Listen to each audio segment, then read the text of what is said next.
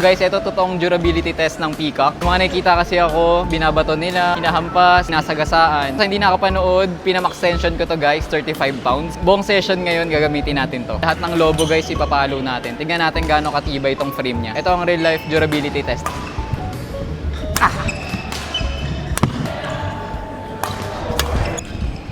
Ah! Ah!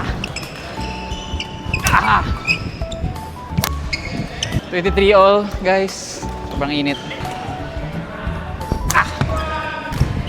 Ah! Ah!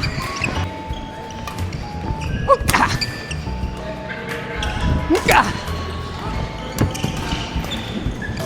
Ay, puta. Baba.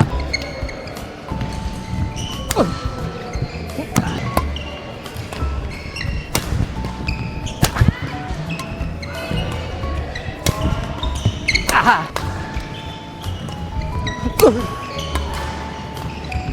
Ah!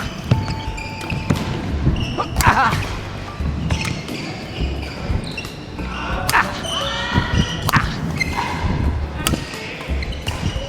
So yun guys, ginamit natin mga 4 games din. Inaya naman. Grabe ang lutong talaga ng palo nito. Kaya medyo mabigat. Tinodo pa rin natin para dito sa ating durability test. For its price guys, 1.6, minsan 1.5. Kung smashers ka, nare-recommend ko sa inyo itong Peacock. Check nyo na nga lang dyan sa yellow basket ko, baka naka-sale ngayon.